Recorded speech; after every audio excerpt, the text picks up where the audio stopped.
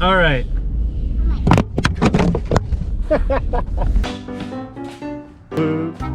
Yo, dudes.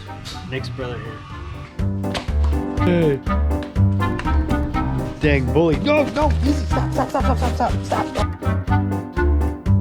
Mail day! Mail day! Bolts, say what's up? Multitasking. I know we should probably talk more about the fact that this thing's stripped completely down because it looks like it took a bunch of steps backwards. But really we just sent a bunch of parts out to get powder coated, a bunch of stuff to get final welded. The cab's got to come off to get the motor in. Mark McNeil and his crew will be here next week to do the body. So everything will start going back together. Should get powder coat parts tomorrow maybe.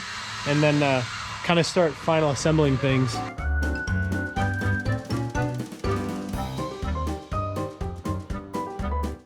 Got all the powder coat back. Got a wing, we got a side panel, we got a cash register. Yo, how much was that? Danny's pretty good. Danny, the old one-day coolant line job. Knock this thing out. Guy's a real rock star. So this is something we've never used before on a truck, and just kind of with the caliber of this vehicle,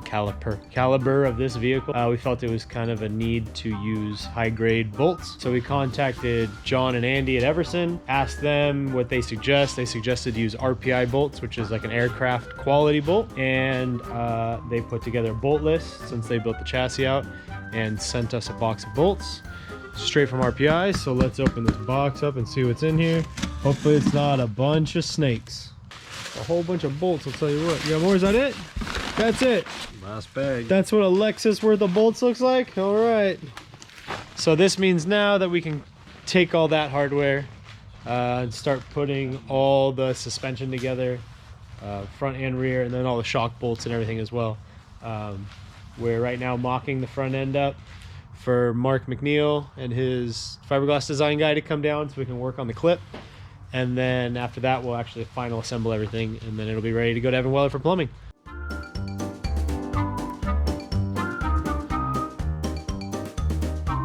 Nick, the truck's finally the same color as your headlights.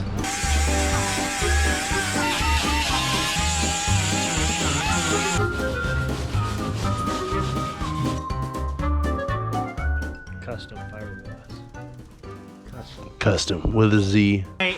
Might need to cut the language down just a skosh. Like, we can mess around, but Brennan's gonna hate us when he's gonna go beep, beep, beep, beep, beep, beep. Okay, back to trying to figure out what's going on here.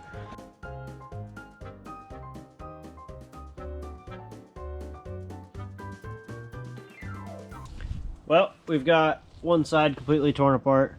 Got the hub off, got the brake caliper off, got the drive plate off, and what I do is when I pull all this stuff off, I look for any discoloration or anything like that, any groove marks in the snout that might be causing an issue.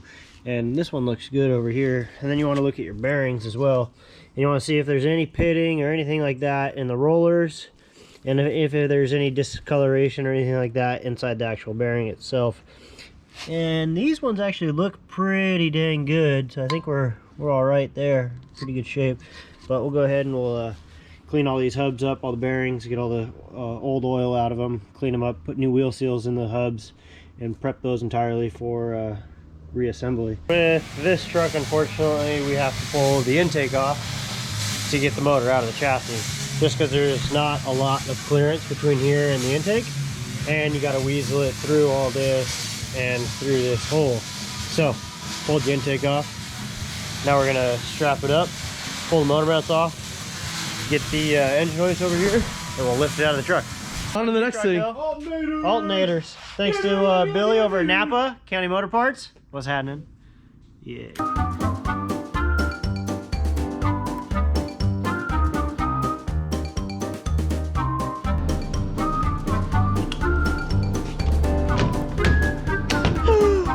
We have guns and lilies. Number plates? You all see what number plates? Yeah.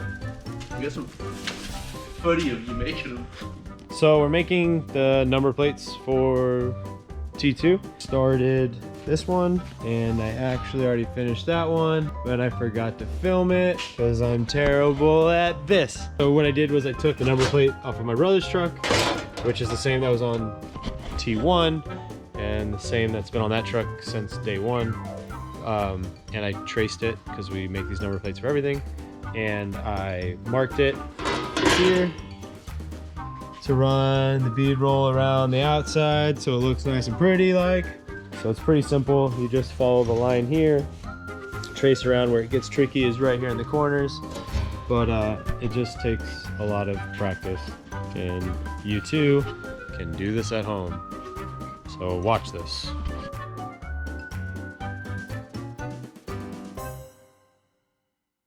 Turned out all right.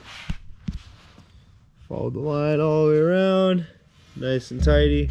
And then we'll do the step roll next, which just means I have to change the dies out for the step dies, which are these ones here. We'll step those out, and realistically I'll probably just follow this same line with the step die and try my best not to screw these things up so I don't have to make them again.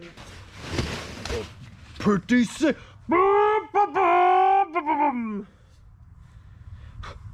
Pretty cool actually. That's actually really nice. Yeah.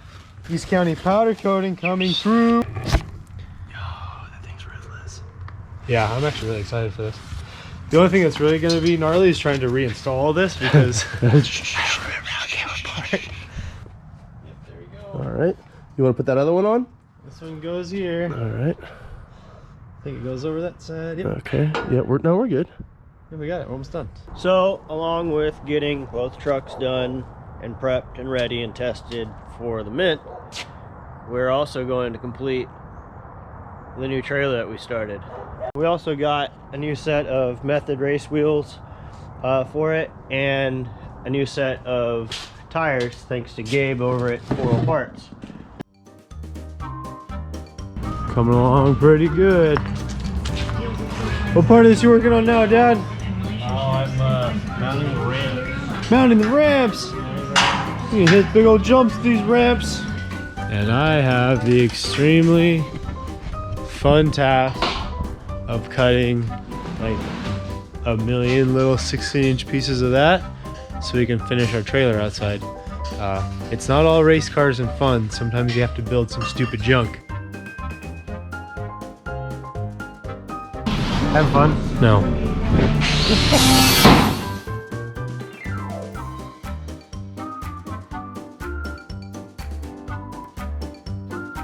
Figure out the secret to keep your ramps from doing pop wheelies having to put your car in. I'm sure we could just look at somebody else's trailer and fully understand how this works, but we're gonna figure it out ourselves. There you go. There's one welded.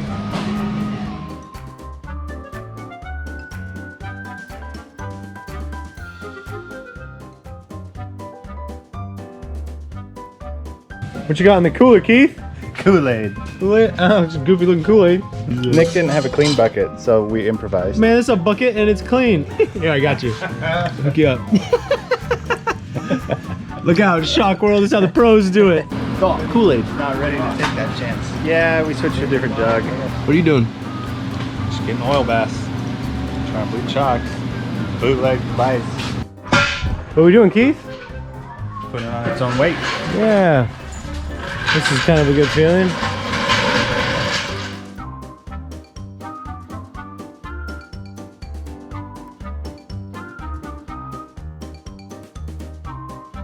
Ready? Hold on, man. Chris, get in first. How's up doing, man? Better get in quick. I breathed on it. Like this thing rolls like a kickball. I need to tighten the hub. Right between trailers. I know, I need to. So you don't want to take it to the left. Remember, there's no brakes. Man, what's this thing? Trophy. So Nick, where's this thing going? It's gonna go to Evan Racing to get plumbed up. Nice. Yeah, and then spindles and treated and a bunch of other little things. Bye, bud. See you later. See you in a couple weeks. Too soon. There she goes. So this thing is heading off to Evan Racing, He's gonna plumb the whole thing for us and get it all ready to go. Then we'll get it back hopefully next week and get it back to our shop and hopefully nut and bolt this thing, get it all ready to go, and we'll be in the dirt hopefully beginning of February. So should be a tough one, but we should be able to get it done. Justin, if you're wondering why we didn't make the Mint 400 with this truck right here, it's because these guys Reese's Pieces are eating Reese's Pieces off the floor. That's because Chris is always filming, that's why. Get your hands on something. You always make us turn off the techno music. Don't take these away from me. Here is a typical dinner break. Yeah, hello! Hello!